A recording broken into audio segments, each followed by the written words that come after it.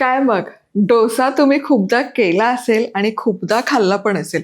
पण काय होतं की नाही, डाळ तांदूळ ते स्वच्छ धुवा, भिजत घाला, वाटा, यामध्ये खूप सारा वेळ निघून जातो आणि इतका सगळा कुटाणा करून तो जर डोसा तव्याला चिकटला तर मग आहा, थैथयाटच होतो.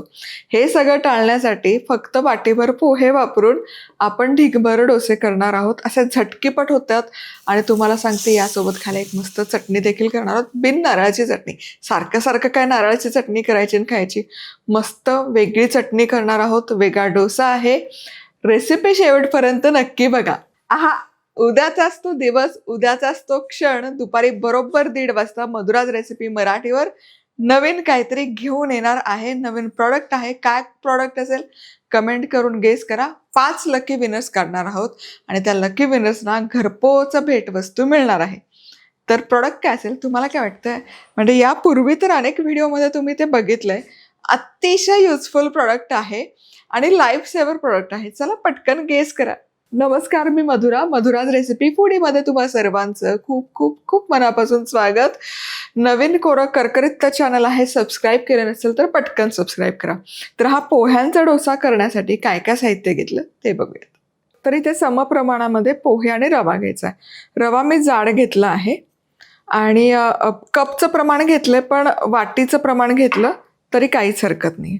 तर इथे करायचं काय, 1 कप रवा, तितकेच पोहे घ्यायचे, भरपूर पाणी घालायचं आणि हे 5 मिनिटं मुरण्याकरता ठेवायचं. याने काय होतं, एकतर रवा छान मुरतो, पोहे पण छान भिजले जातात आणि स्वच्छ एकत्र धुतलं देखील जातं. चला इथे की नाही आता बरोबर 5 मिनिटं झाले. हे बघा, रवा आणि पोहे छान मुरलेत आणि पाणी वर तरंगते. आता हे अजिबात ढवळायचं नाही आणि वरचं पाणी आहे ना, हे पूर्ण काढून घ्यायचं. जो काही कचरा असेल तो निघून जाईल. जितकं शक्य असेल तितकं पाणी काढून घ्यायचं. रवा नाही काढायचा, फक्त वरवरचं आपल्याला पाणी काढून घ्यायचं. आता यामध्ये अर्धा कप दही घालूयात. दह्याच्या ऐवजी ताक वापरलं तरी चालेल, पण ताक पाव कप वापरा. आता हे मिसळूयात आणि हे 10 मिनिटं मुरण्याकरता ठेवायचं. आपलं मिश्रण मुरते तोवर चटणी करूयात. चटणीसाठी काय काय साहित्य घेतलं ते बघूयात. अर्धा कप शेंगदाणे, 4 चमचे चिंचेचा कोळ, सुकी लाल मिरची, मीठ, लसूण, आलं. चला सगळ्यात आधी शेंगदाणे भाजूयात. खूप खरपूस भाजायची गरज नाहीये, हलकेसे भाजून घ्यायचे. शेंगदाणे हलकेसे भाजत आले, खूप भाजलं नाही बघा. आता यामध्ये सुकी लाल मिरची घालायची आणि हे देखील एकत्र भाजायचं. म्हणजे मिरचीतलं पाण्याचं अंश असतं ते निघतं आणि ती छान वाटली जाते.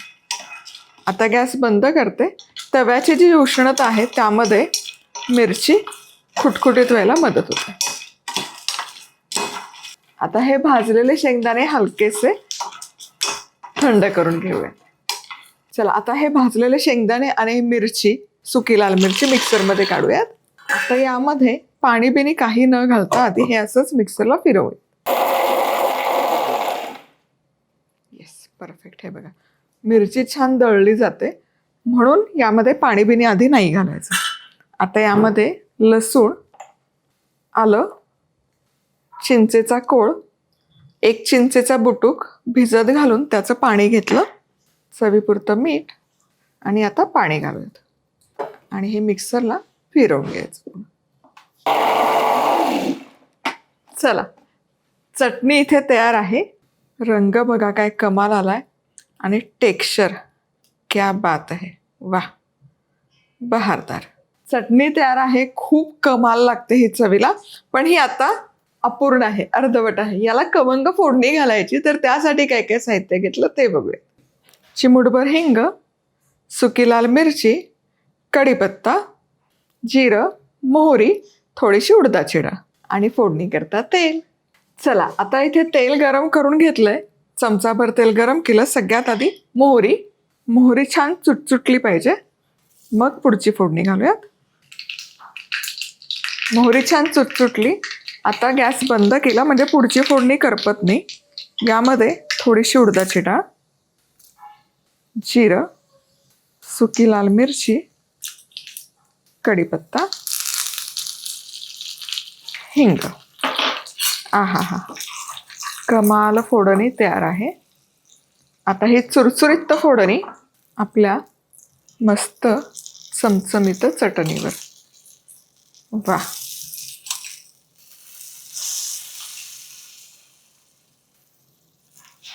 मिसळून घ्यायची फोडणी.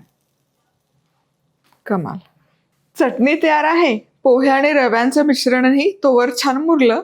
हे बघा, दही छान शोषलं जातं या मिश्रणात. आता हे मिश्रण मिक्सरच्या भांड्यामध्ये काढून घ्यायचं. सगळं एका वेळेस नाही घालत मी.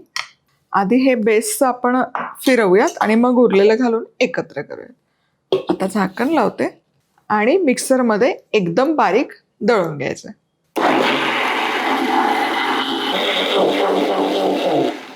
हे बघा, पहिले आपण यामध्ये जे मिश्रण घातलं हे व्यवस्थित बारीक झालं की आता हे उरलेलं पण त्यावर घालूयात. म्हणजे हे सगळं एकत्रच मिक्सरला फिरवून घेऊ.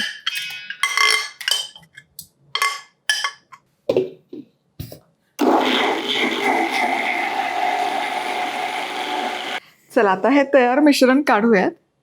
हे मिक्सरला फिरवताना थेंबरही पाण्याचा वापर केलेला नाही आहे बघा. हे परफेक्ट होतं. वाढीव पाणी काहीच घालायची गरज नाही आहे. चला, आता डोसे घालण्यापूर्वी यामध्ये घालायचं चवीपुरतं मीठ आणि यासोबतच चमचाभर फ्रूट सॉल्ट. फ्रूट सॉल्ट नाही घातलं काहीच हरकत नाही. थोडा खायचा सोडा घाला किंवा इतर काहीच नाही घातलं तरी चालेल. फक्त मग जाळी येत नाही इतकाच फरक पडतो.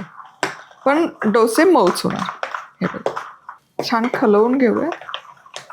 बघा, छान फेसाळलेलं मिश्रण झालं की नाही. हे असं मिश्रण तयार झालं पाहिजे. आता डोसे घालूयात. चला, डोशांचं पीठ मिश्रण तयार आहे. आता हे घालूयात. पडीभर हे मिश्रण तव्याच्या मधोमध घालायचं आणि हलकंसं पसरवून घ्यायचं. बघा, काय सुंदर जाळी येते लगोलग. काहीच केलं नाही मी. नुसता डोसा घातलाय, गॅस सुरू आहे आणि बहारदार हे जाळी याला येते आणि एकदम मऊसूत होतात बघा हे. वा वा वा. या डोशाचा एकही कोपरा असा राहत नाही की तो जाळीदार झाला नाही. आणि गॅस व्यवस्थित सुरू ठेवा. मंद गॅसवर नका ठेवू. तवा व्यवस्थित गरम व्हावा. म्हणजे ते सोडा यामध्ये आपण घातलाय ना, त्याची रिॲक्शन होते, त्यातून कार्बन डायऑक्साईड बाहेर येतो आणि डोशाला अशी मस्त जाळी यायला मदत होते. वा वा वा वा वा. आता तुम्हाला हवं असेल ना तर दोनही बाजूने तुम्ही डोसा छान भाजून घ्या. पण आमच्याकडे हा असाच एक बाजू भाजलेला डोसा खायला आवडतं. बघा, अलगद हाताने सगळीकडून डोसा सोडवून घेतला. आता हा घ्यायचा, उचलायचा आणि लगोलग असा जाळीवर काढायचा. खाणार असाल तर लगेच ताटात, नाहीतर असा जाळीवर. पण बघा, रंग काय सुरेख आलाय खालच्या बाजूला. आहा हा. आणि वाफ पण बघा. वा वा वा, काय दिसतोय कमाल. वा, हे डोसे आहेत ना, करत राहावं असंच वाटतं. चला, आता पुढचा देखील घालूयात. पुन्हा थोडंसं तेल आणि मिश्रण हे पळीभर.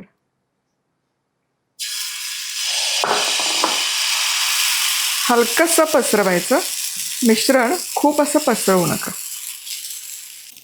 बघा, हा डोसा पण सगळीकडून जाळी येते. वा, मस्त गुबगुबीत होतात हे डोसे. जाळीदार होतात आणि दिवसभर जरी ठेवलं तरी असे मऊ लुसलुशीत राहतात बघा. थोडंसं कडेकडेने तेल टाकलं की कड सुटायला मदत होते. चला, आता अलगद कड सोडून घ्यायची. सगळ्या कडा आधी सोडवायच्या, त्याशिवाय ना हा डोसा उचलायची अजिबात गडबड करायची नाही. वा,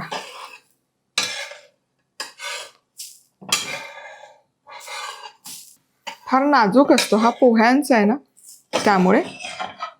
आता हा अलगद हाताने पुन्हा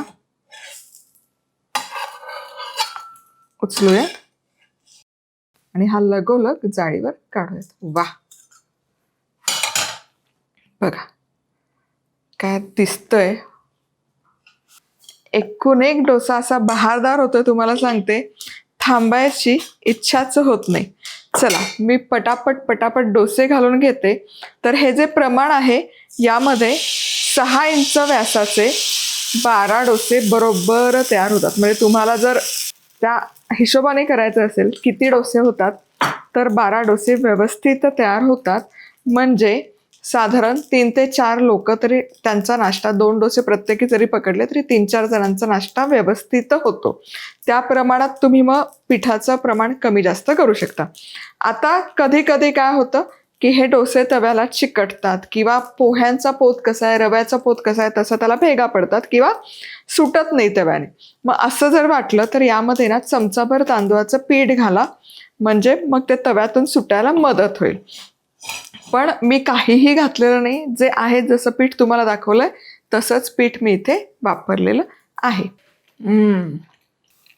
वा, चला, रेसिपी आवडली तर लाईक, कमेंट, सबस्क्राईब, आणि पुन्हा भेटूयात. तोवर मस्त राहा, खुश राहा, आनंदी राहा, सगळ्यात महत्वाचं खात राहा.